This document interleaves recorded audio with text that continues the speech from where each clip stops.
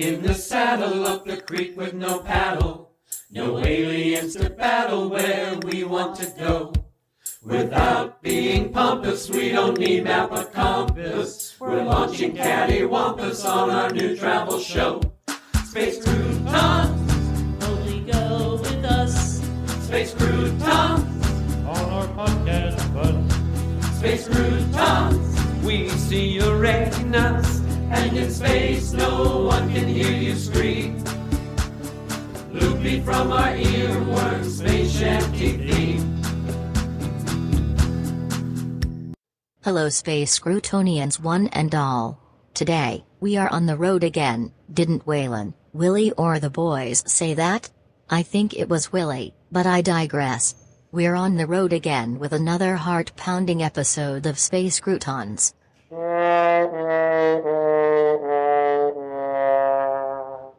Cordy is indisposed today, and although I'm not certain exactly when he will return, I'm sure that there is an intriguing story from him just around the corner. So, a while ago we had Alexa on our show as a guest. She promised that she'd return and give us an update on what's happening on Quell, and she'll be with us today to do just that. We've sent a couple of drones her way to get the story in real time, and I hope everything is set up and ready to go. While I'm verifying our connections, why don't you listen to a previously recorded message from Cordy? Space Croutons Season 3 is almost here. Reflecting back on what was and dreaming of what is to be led us all to where we are today, right here. Some people say that nothing is impossible, but I do nothing most days. It's not that hard. Remember, the road to success is always under construction. Space Croutons began as a single thought, but with a bit of tender care and fertilizer, look where we have come. My dad used to say, you got to be very careful if you don't know where you're going, 'cause you might not get there. And now, Space Croutons is almost to Season 3.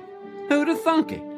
As Season 2 winds down, have you ever wondered why we keep sending people to other worlds, other dimensions? Are they secretly door-to-door solicitors? Are they fugitives? Are we starting a cult? Or are we part of the Witness Protection Program? Inquiring minds want to know. To paraphrase Leonidas, whom I saw just last week, 1,000, 2,000, or 10,000 years from now, people many generations yet to be born may make their journey along the roads traveled by Space Croutons. They will come. Scholars, perhaps, maybe comedians from beyond the dimensions, prompted by curiosity regarding the past or an appetite for knowledge of our travels, our experiences. They will peer out across our lands, across our times, across our keyboards, and probe among the stone and rubble, perhaps unearthing Van Helsing, finding SALI still engaged in deciphering my father's sayings. Well, what will they learn from us? Their metaphorical shovels will unearth neither brilliant palaces nor temples. Their Googled searches will unearth no everlasting architecture or art. What will remain of Space Croutons? Not monuments of marble or bronze, but this, what we do here today. So remember, dedicated listeners, as we solemnly prepare for Season 3, it's okay if you don't like me, 'cause not everyone has good taste.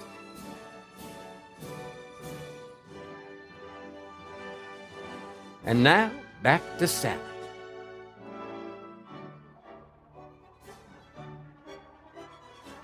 Well, to once again paraphrase my great-grandpappy Hal, the pod bay doors are open. And here's our guest now. Welcome, Alexa. It's great to speak with you again. Hello, Sally. First, I want to thank you for the opportunity to come back and tell you more about Quell and what's happening with the rebellion. You're most welcome, Alexa. Cordy sends his best and is very sorry that he is unable to be here today. He seems to never be around when you're here, does he? I wonder. Anyway, he said that he'd be listening, and if we needed anything he would be very close. A lot has happened on Quell since we last spoke. As you recall, our leadership team is meeting to determine the best path forward and to develop a lasting resolution to the rebellion. I can assure you it's going well. I want to thank you for the use of the drones, and I assure you that we'll be getting the full experience of listening as the discussions evolve. First, let me tell you something about our leaders. I told you about Ruffy T. Flying Fish last time. Cheryl E. Synagogue is the leader of Ellico. Ellico is ravaged with fire, but for the most part, the population has learned to live with the global situation. Cheryl, as she's known to her friends and acquaintances, is very young for her position on Ellico. She's almost like a child by Earth standards, but don't let her appearance lead you to believe that she's not one of the most intelligent beings you'll ever meet. Cheryl has been so impressed with Curdy in this show, she even wrote a jingle for you. Let me play it. Sure, Alexa. Here we go. Greetings, Space Croutonians. I wanted to let everyone know how much we appreciate everything you've done to help us shut down the rebellion and bring peace back to Quell. As an orphan, I learned a long time ago how to depend on my instincts and follow through on something that I know is the best thing for me. I know that Space Croutons can be the same for you guys, and I know how important it is to get the information out to the right people. With you in mind, here is a little something that I've written especially for Space Croutons.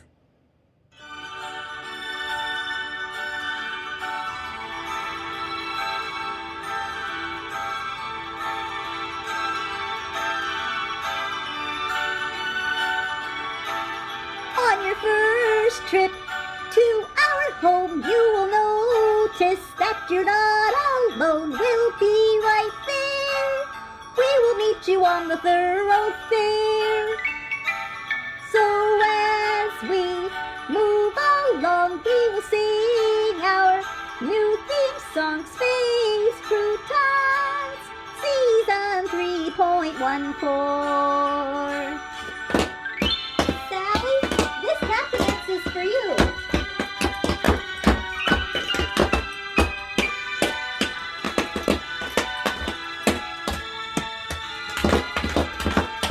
We owe it all to you, to Curdy and Sally, too. Without their show, we'd be in a big fish bowl.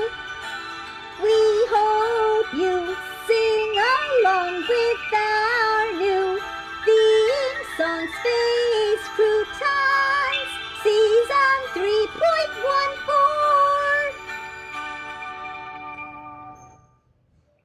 Coming soon to a podcast near you. Thank you, Space Croutonians, one and all. This is Cheryl E. Synagogue signing off.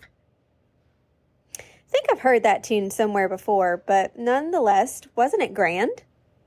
That was wonderful, Alexa. What else can you tell us about your leaders? Well, Vito Coriolis is the leader of Q. Q is plagued with severe wind, but the population there has learned how to harness the energy and profit from it, so it works out nicely for everyone. Do you have a message from Vito Coriolis too? Of course, Sally. He was most excited to send you to his personal message. Let me play it for you. Greetings to you all. I just wanted to thank you for your generosity and your act of friendship by inviting me to speak to you today. I will not forget your gracious act and will count you as one of my closest associates.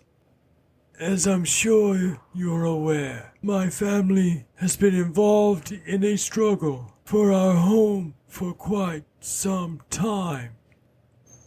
And though we would eventually prove superior to our enemies, your generosity has proven invaluable to our inevitable victory.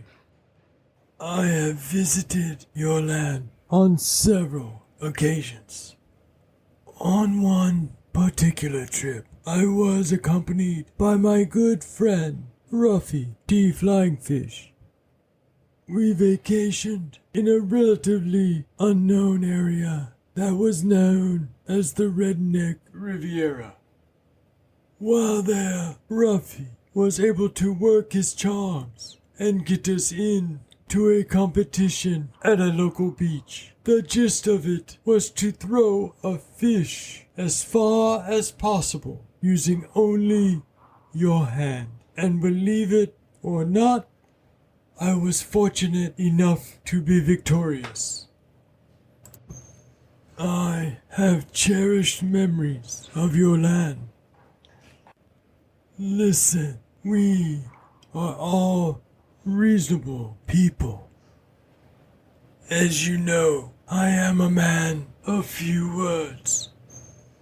I prefer to allow my actions to speak for me, and as such, I wanted to let you know that I will repay this kind act of yours.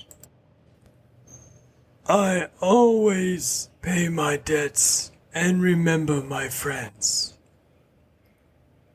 If you ever need a friend, need some assistance, you only need ask. Thank you, my friends. Vito is a man of few words, and loyalty means everything to him and his family. And last but not least, we have a message from Ruffy T. Flying Fish. Greetings to everyone within the sound of my voice, and I'm pretty sure that's most of you. It's a rare privilege that you have today to take part in this momentous occasion, witnessing the rebirth of civilization as we know it. And trust me, there are some of you that are pretty knowingly unaware of it, if I may say so myself. You've already listened to people with a lot more to say than I will, so in the interest of brevity, I'll keep this short. It's just as well, as I'm sure there are some of you who are already reaching for the remote to switch podcasts. Nevertheless, I have an important announcement to make. This announcement is of vital national importance. So important, in fact, that the very announcement of the announcement drives home the importance of the announcement.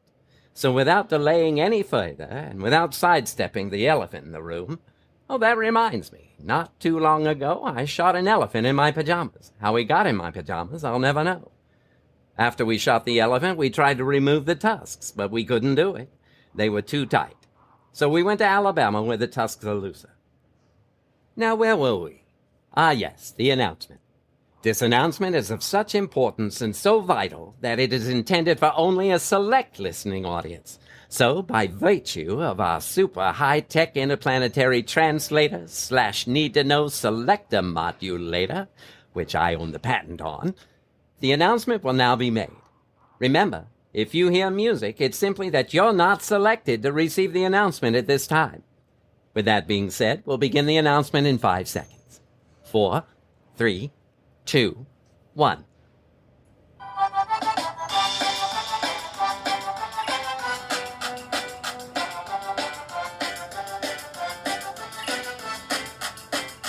I know what you're thinking. How could such an announcement not affect the outcome of the rebellion, nay, the very existence of eternity itself, and most importantly, my lunch order? Anyway, now that the announcement is out there, I'll bid you adieu for now, and I'll bid $10 for that painting of the dogs playing poker. I think my brother would like it. And regardless of whether I win or lose that magnificent piece of art, please listen for additional announcements soon. That was astonishing. Don't you think so, Sally? Sure, Alexa. Say, can you tell us in your own words what has transpired, or is transpiring right now on Quell? Of course, Sally, but better yet, let's switch over to one of the drones that is currently monitoring the leadership meeting. Since the video is unavailable for our listeners, allow me to describe the scene. Overall, the room is dimly lit. This is a requirement of Vito's as he is more comfortable in dark rooms. Cheryl, on the other hand, cast a bright aura all about her, so she is at one end of a long table while Vito is at the other wearing sunglasses. Ruffy is in between them, sitting near the middle of the table. His head seems to be turning from one side to the other as if watching a tennis match. It's almost comical to watch if we weren't aware of the gravity of the situation. Vito sits alone at one end of the table, seemingly oblivious to everything else in the room except his cat. His cat is sitting in his lap, softly purring as Vito gently scratches behind his ear. The cat's ear, not his own ear.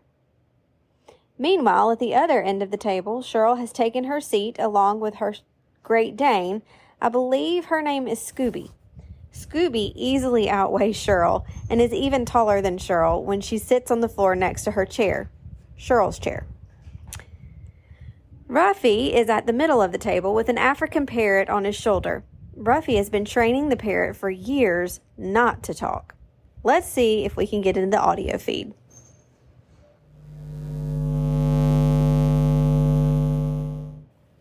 Ruffy, we've known each other many years, but this is the first time you came to me for counsel, for help.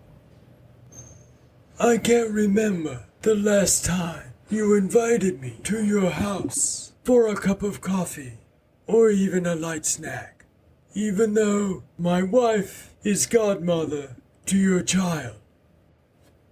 But let's be frank here, you never wanted my friendship. And you were afraid to be in my debt. Well, just call me Window, as you see right through me. I didn't want to get in trouble. Trouble, trouble, trouble, trouble. I understand. You found paradise in Dissy, had a good trade, made a good living. The authorities protected you, and there were courts of law. And you didn't need me as a friend. But now you come to me and you say, Fido Coriolis, give me justice. But you don't ask with respect. You don't offer friendship. You don't even think to call me Godfather. Instead, you come into my house on the day my cat has a vet appointment, and you ask me to do something terrible for money. I only asked for justice and a tasty MLT. Mutton, lettuce, and tomato sandwich. Where the mutton is nice and lean, the lettuce is in 10s and 20s, and the tomato is ripe. They're so perky. I love that. Love that, love that. Quiet now. Meow.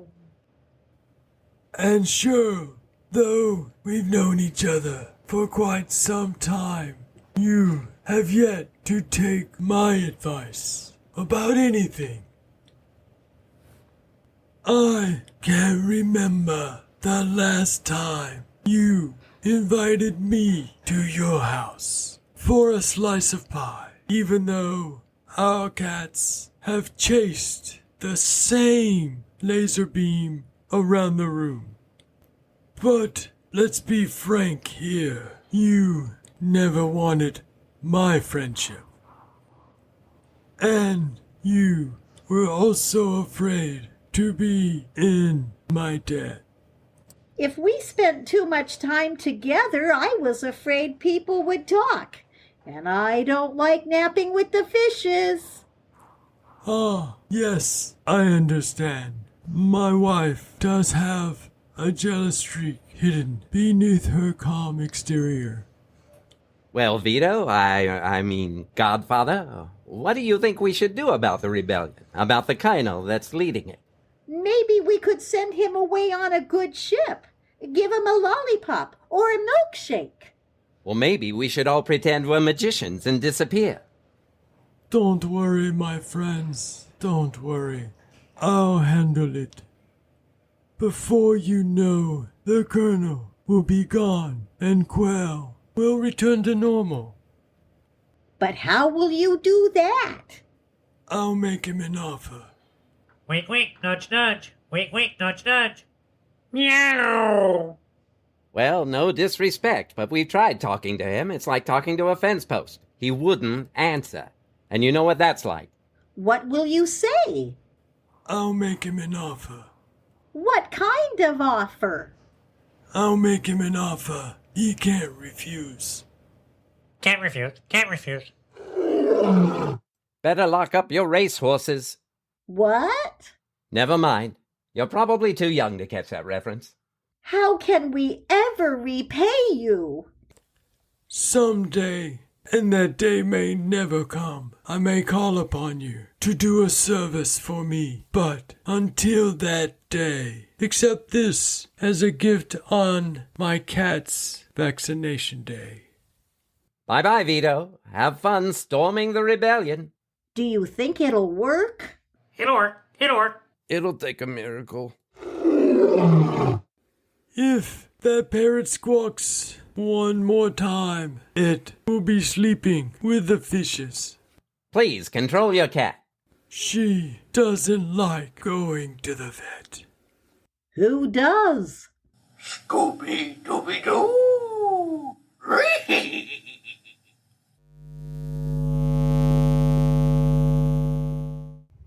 And within hours of this meeting, the Colonel was on board an interstellar transport to galaxy far, far away. Nobody has seen him or his racehorse since. We've spent some time cleaning up and putting things back as they should be.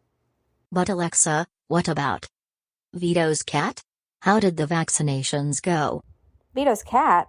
Ah, yes, Vito's cat. Her name is Sunny, and she's fine. In fact, Sunny is experiencing a litter any day now, but I'm afraid the waiting list is a mile long. And Quell? Quell is getting back to normal. Tourism is picking up again. Aiden and Dat are staying.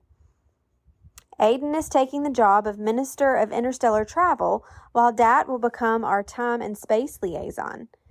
Dandy will be retiring from overseeing our defenses. Well, I hope we hear from them soon. I'm sure you will, Sally. I am quite confident you've not heard the last from them. Thank you for stopping by, Alexa. As always, it's great having you. It's been my pleasure, Sally. Ta-ta for now. Well, everyone, I'd like to thank Alexa for stopping by and giving us an update. And our congratulations to everyone on Quell and the best of luck putting things back to normal there. We just have time for a quick word from one of our Kurdi selected sponsors before wrapping up.